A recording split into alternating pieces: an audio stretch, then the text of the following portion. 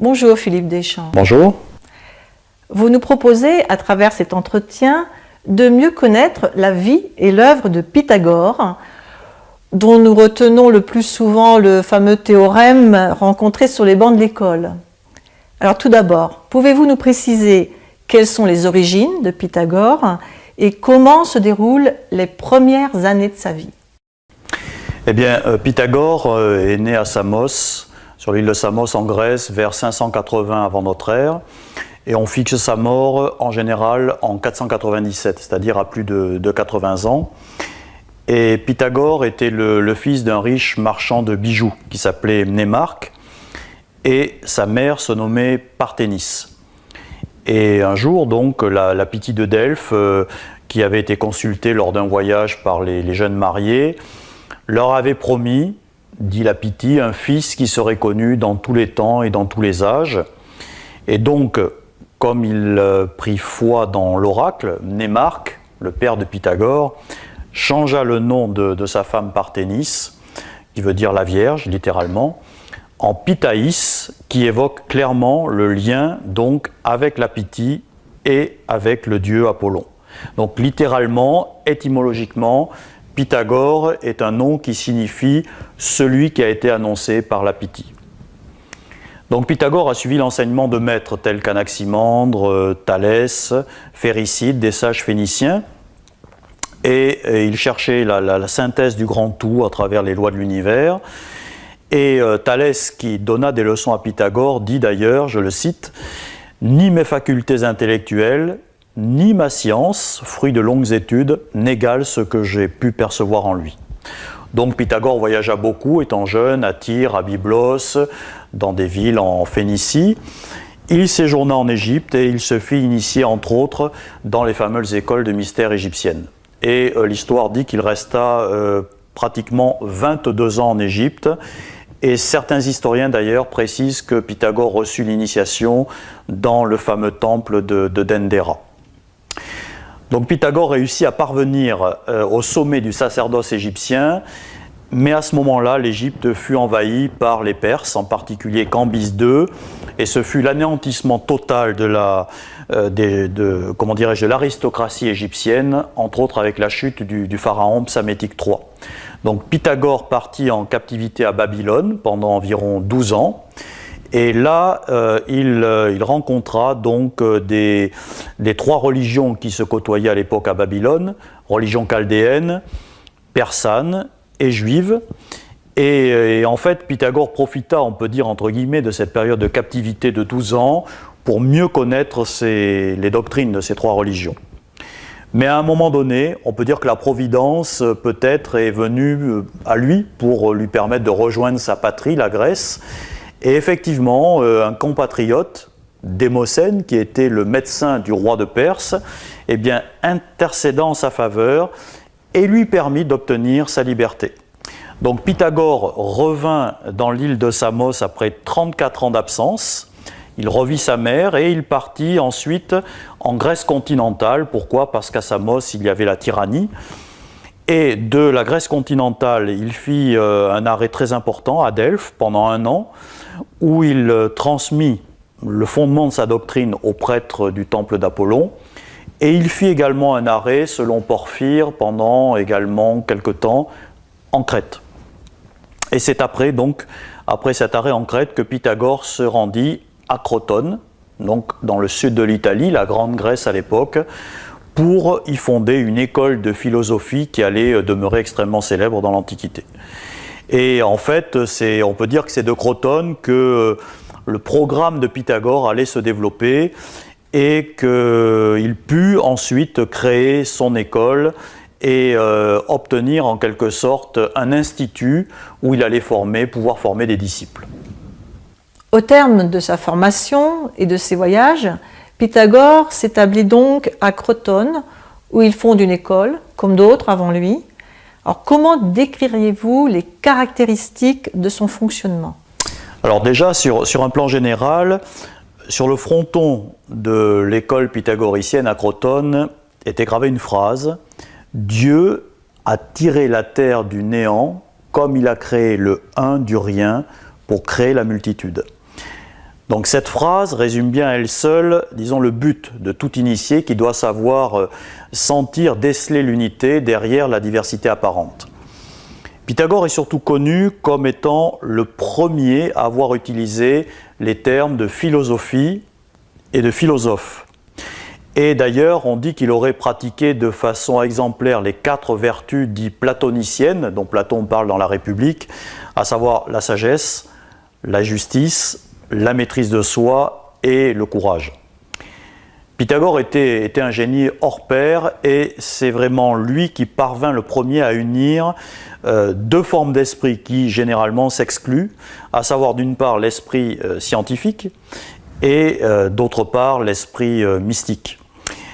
Et il fut entre autres le premier philosophe de l'histoire à proposer une théorie donnant à l'homme la possibilité, l'idée de rechercher scientifiquement la nature réelle de l'univers et de ses forces. Donc on peut dire véritablement que c'est lui qui permit de réduire les manifestations matérielles à une formule devenue intelligible.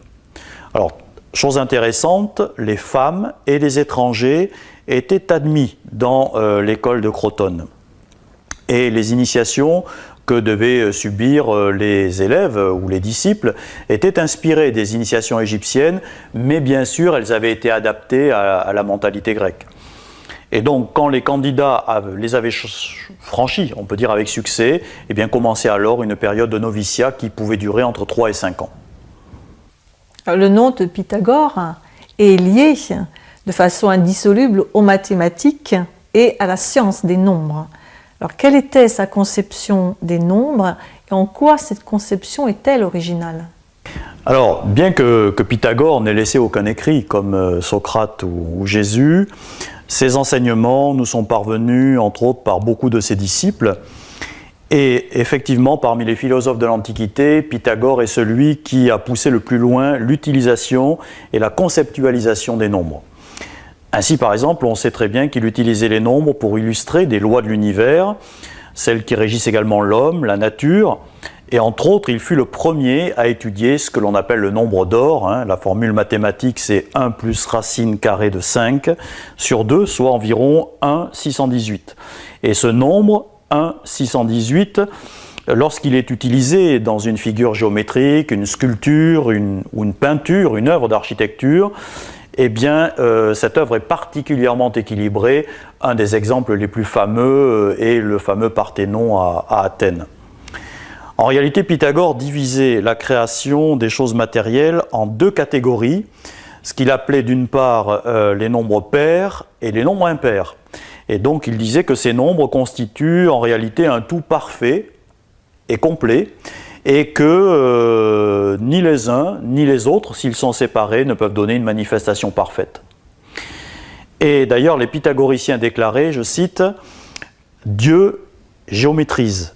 Et la géométrie se rapportant au nombre de la forme. Et Pythagore, par là, disait que la loi, cette loi mathématique, peut s'appliquer à tous les domaines de l'esprit humain, et c'est ce que l'on a appelé plus tard, c'est ce qui constitue les mathématiques de l'esprit. Alors on sait que Pythagore voit un intérêt particulier à la décade, mais il accordait une importance encore plus grande à la tétractys. Est-ce que vous pouvez nous éclairer brièvement sur la signification de cette dernière ? Oui, alors c'est vrai que Pythagore vouait un intérêt très particulier à la décade, d'abord, c'est-à-dire les 10 premiers nombres de 1 à 10, mais il accordait une importance encore plus grande à la tétrade ou tétractys, qui d'ailleurs nous ramène aux 4 premiers nombres, c'est-à-dire 1, plus 2, plus 3, plus 4 égale 10, et cela revient donc à la décade. Donc cette tétrade divine ou tétractys, les pythagoriciens la vénéraient, et tétractys d'ailleurs est issu d'un terme grec qui signifie quadruple éclat rayonnant. Et cette tétractys, selon les pythagoriciens, eh bien, contient en elle les rapports harmoniques des intervalles de quartes, de quintes, d'octaves. C'est donc, si vous voulez, une sorte de formule abrégée de la constitution du monde. Et elle peut, selon les pythagoriciens, nous révéler les principes et les lois majeures qui régissent la création dans son ensemble. On peut préciser également que cette tétractise pythagoricienne peut être considérée comme un modèle métaphysique de la succession chronologique des 4 âges selon la tradition grecque. Effectivement, selon cette théorie, l'âge d'or a une durée de 25 920 ans et donc correspond au nombre 4 de la tétractis. L'âge d'argent, selon les Grecs, a une durée de 19 440 ans et correspond donc au 3 de la tétractis. L'âge de bronze a une durée de 12 960 ans et correspond au 2. Et l'âge de fer a une durée de 6 480 ans et correspond au 1. On remarque donc, si vous voulez, une décroissance ordonnée des 4 âges suivant la tétractis de Pythagore. 4, 3, 2 et 1. On peut d'ailleurs noter que cette succession, cette somme des 4 âges donne 64 800 ans, c'est-à-dire la durée d'un Mahayuga hindou. Alors revenons s'il vous plaît sur l'organisation même de l'école pythagoricienne. Comme toute école, j'imagine qu'elle s'organisait autour de différents niveaux d'enseignement et l'acquisition progressive de connaissances. Alors tout à fait, il y avait plusieurs niveaux, mais l'essentiel c'est que Pythagore parlait d'harmonie. Pour lui, l'harmonie était à la base de toute organisation humaine. Donc Pythagore se montrait extrêmement difficile pour l'admission de candidats dans son école à Crotone. Pourquoi ? Par expérience, il savait que c'était un musicien, qu'un seul instrument discordant peut fausser l'harmonie de tout un orchestre. Et d'ailleurs, selon la célèbre phrase d'Apulée rapportée à Pythagore, on ne sculpte pas un Hermès dans n'importe quel bois. Donc, en premier lieu, Pythagore accordait beaucoup d'importance à l'impression physique que lui faisait le candidat, ce que l'on appelle la physiognomonie. Et il faisait ensuite effectuer une enquête extrêmement poussée, détaillée sur chaque candidat, qui pouvait durer 2 à 3 années. Alors, en ce qui concerne la structure de l'ordre, effectivement, il y avait plusieurs degrés. Donc, en dehors d'un groupe de préparatoires, d'auditeurs libres, qu'on appelait les exotériques, Pythagore répartit ses initiés en plusieurs degrés. Alors, tout d'abord, un noviciat. Alors, dans ce noviciat, il y avait ceux qu'on appelait les acousmaticiens ou auditeurs. C'est ceux que l'on appellera plus tard les pythagoristes. Aristophane, d'ailleurs, y fera référence dans une de ses pièces. Mais ces auditeurs ou acousmaticiens sont considérés encore comme des exotériques. Et ensuite, il y avait ce que l'on appelle les ésotériques. Alors, chez ces ésotériques, il y avait 3 grades, 3 degrés. Tout d'abord, les mathématiciens, premier degré. Ensuite, ceux qu'on appelait les sébastiques, deuxième degré. Et le troisième degré, les politiques, qui étaient divisés en 2 classes, on peut dire. D'une part, les économiques et d'autre part, les nomothètes. Pour ce qui est du degré préparatoire, les exotériques, eh bien, il y avait donc un groupe qui était ouvert aux auditeurs libres, qui suivaient les leçons publiques du maître, et c'est dans le sein de ces auditeurs libres qu'on allait donc recruter les disciples. Le terme exotérique, en fait, vient d'un terme grec, oi exo, qui littéralement signifie ceux du dehors. En quelque sorte, ce groupe qu'on peut appeler également profane, qui vient d'un terme profanum, c'est-à-dire en dehors du temple, eh bien, dans ce groupe, seules les vérités morales étaient enseignées, et c'était une période probatoire qui durait environ 3 ans. Et le maître transmettait également à ces exotériques, ces auditeurs libres, certains proverbes qui plus tard vont faire l'objet d'un recueil rédigé par Lysis, les fameux vers dorés, dont on parlera en fin d'exposé. Ensuite, toujours chez les exotériques, la première étape du noviciat, c'était les acousmaticiens. C'était les meilleurs auditeurs du maître, ceux qui avaient subi l'épreuve probatoire pendant 3 ans. Et donc, s'ils étaient jugés dignes, ils rentraient dans ce noviciat en tant qu'exotériques. Et une fois admis donc au noviciat de l'ordre, chez les acousmaticiens, eh bien, le jeune postulant était astreint à des épreuves assez difficiles pour, en quelque sorte, tremper son caractère. Par exemple, eh bien, on lui demandait de devenir le serviteur des anciens, on lui imposait le silence, on lui demandait de pratiquer de façon assidue la méditation. Il devait apprendre entre autres la cathartique, selon Pythagore, c'est-à-dire la science des purifications physiques et morales. Et cette période, chez les acousmaticiens, pouvait aller jusqu'à 5 ans. On enseignait également pendant cette période de 5 ans les bases de la psychologie, de la physiologie, donc certains exercices liturgiques, les techniques de base de la méditation, mais également les secrets du symbolisme. Alors ces acousmaticiens étaient encore considérés comme des exotériques. Pourquoi ? Parce qu'ils étaient encore séparés du temple des mystères, par un rideau qui justement leur cachait l'accès au mystère. Bien, vous nous avez parlé des exotériques, de ceux qui restaient en deçà du voile. Est-ce que vous pouvez soulever ce voile, nous permettre de pénétrer plus avant ?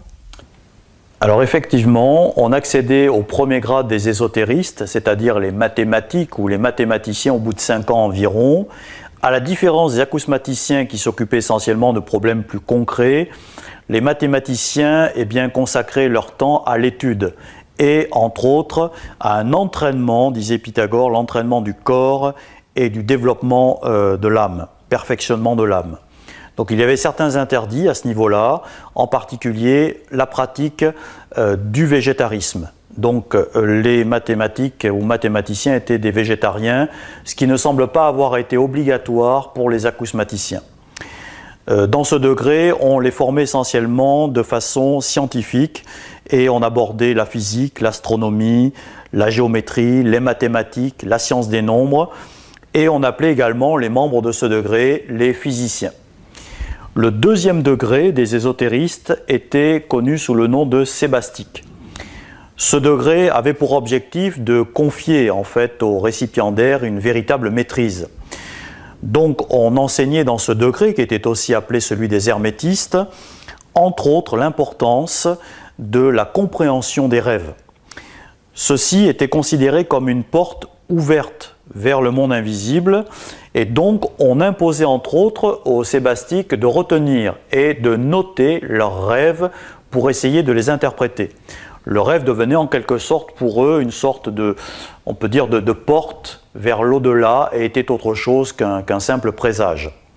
Donc on se préparait à certaines techniques mystiques par des fumigations, l'utilisation d'encens, la pratique de la lyre et certains chants mystiques. Le troisième grade des ésotéristes était connu sous le nom de politique.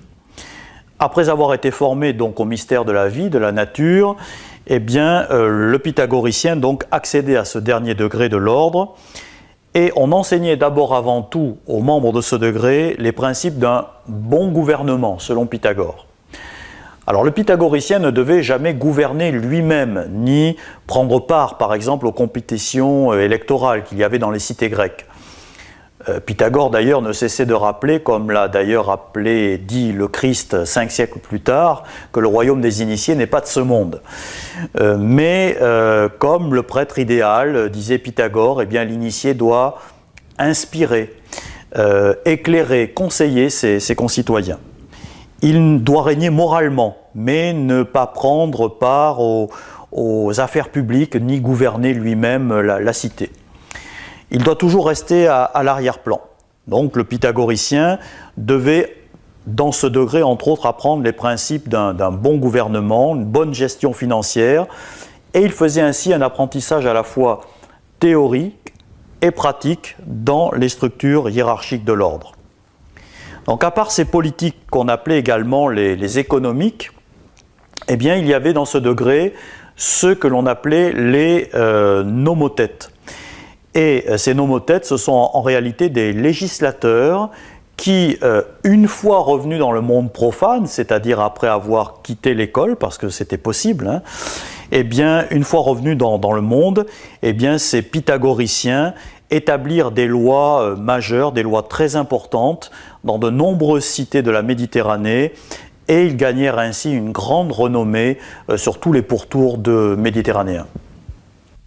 Alors comment la doctrine de Pythagore et ses enseignements sont-ils parvenus jusqu'à nous? On ne peut effectivement résumer l'enseignement de Pythagore, mais on peut s'en faire une bonne idée à travers ce que l'on connaît sous le nom de vers doré. En réalité, c'est Lysis, donc disciple de Pythagore et membre de la fameuse école de Crotone, que l'on doit ces vers philosophiques connus sous le nom de vers doré. En réalité, Lysis rassembla des pensées, des paroles de Pythagore sous la forme d'un recueil qui constitue en quelque sorte les bases de sa morale et des règles de conduite données par le grand philosophe. Alors pourquoi vers doré? Parce que les anciens avaient l'habitude de comparer à l'or tout ce qu'ils jugeaient sans défaut, tout ce qui leur semblait beau, excellent, d'où le nom de vers doré. Et c'est vraiment tout ce qui nous reste de véritablement authentique de cette école de Crotone et de ce grand philosophe de l'Antiquité. Alors, juste parmi d'autres, on peut citer deux pensées des vers dorés. La première, que je vous cite, « Que jamais le sommeil ne ferme ta paupière sans t'être demandé « Qu'ai-je omis? Qu'ai-je fait? Si c'est mal, abstiens-toi. Si c'est bien, persévère. » Une autre, parmi d'autres, « Ne menace pas les astres du poing. Ne te rebelle pas contre le destin, sache que toute épreuve qui t'est infligée est nécessaire et porte en elle le secret de ton bien, trouve en elle une occasion de progrès et une raison de devenir meilleur. » Alors, concernant la mort de ce grand philosophe, l'histoire n'est pas très précise et plusieurs légendes courent. Vous pouvez peut-être nous dire ce qu'il en est ? Alors, l'incertitude des biographes a favorisé une légende d'ascension de Pythagore, dieu apollonien, qui aurait réintégré l'Olympe. Et donc, ce serait lui que ses disciples vénèrent lorsqu'il salue le soleil. Alors, quelques mots pour conclure cet entretien, peut-être emprunté à Pythagore. Oui, eh bien, je souhaiterais conclure avec un mot du grand Pythagore qui disait ceci : « Toutes les idées que j'ai eues me sont venues comme une inspiration de Dieu. Elles lui appartiennent de droit, mais il a bien voulu m'en donner une compréhension de ses lois et de ses idées. C'est pourquoi, puisqu'elles ne m'appartiennent pas, je veux les transmettre à d'autres pour leur usage et pour leur profit. » Merci Philippe Deschamps pour cette évocation et cette rencontre hors du commun. Merci.